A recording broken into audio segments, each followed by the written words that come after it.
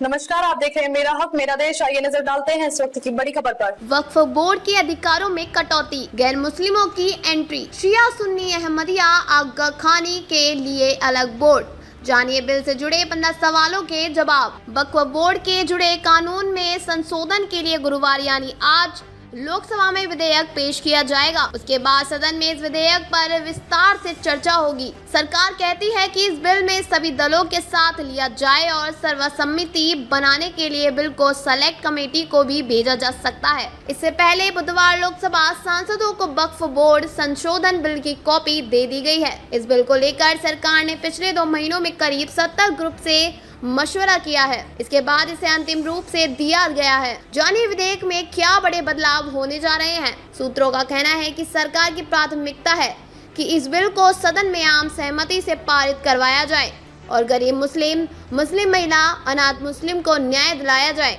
अगर सदन में इस बिल पर आम सहमति नहीं बनी तो सरकार इस बिल को और ज्यादा चर्चा के लिए किसी संयुक्त समिति को भी भेज सकती है। इस बिल का मकसद वक्फ संपत्तियों को अवैध कब्जे से निजात दिलाना है।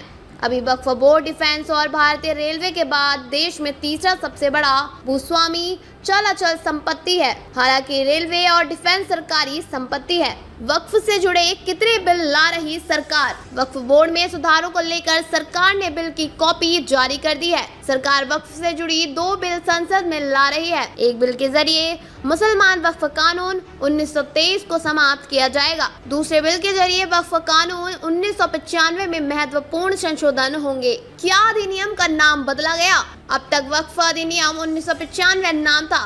अब संशोधन विधेयक को नया नाम दिया गया। इसे एकीकृत वक्फ प्रबंधन, सशक्तिकरण, दक्षता और विकास अधिनियम 1995 नाम दिया गया है। नए विधेयक में कितने संशोधन प्रस्तावित? संशोधन बिल 2024 के जरिए सरकार 44 संशोधन करने जा रही है। सरकार ने कहा कि बिल लाने का उद्देश्य वक्फ संपत्तियों का बेहतर प्रबंधन और संचालन करना है। वक्फ कानून 1995 का नाम बदलकर एकीकृत वक्फ प्रबंधन, सशक्तिकरण, दक्षता और विकास अधिनियम 1995 होगा। क्या वक्फ की परिभाषा बदली? अब तक अधिनियम में वक्फ में मुस्लिम कानून द्वारा मान्यता प्राप्त विभिन्न प्रकार के वक्फ शामिल हैं, लेकिन संशोधन विधेयक में जो व्यक्ति कम से कम 5 साल से मुस्लिम धर्म का पालन कर रहा है वही अपनी चल अचल संपत्ति को वक्फ को दान कर सकता है। इसमें यह भी सुनिश्चित किया गया है कि वक्फ अलल और लाल महिलाओं के विरासत अधिकारों से इनकार नहीं कर सकता। धारा 40 में क्या बदलाव होने जा रहा?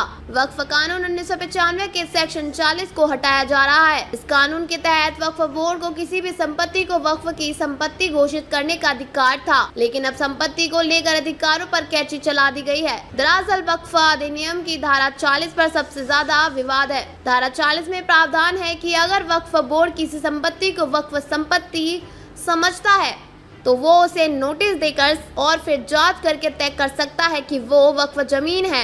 वो यह भी तय कर सकता है कि ये शिया वक्फ है या फिर सुन्नी। वक्फ बोर्ड के फैसले के खिलाफ सिर्फ ट्रिब्यूनल में ही जाने का अधिकार है।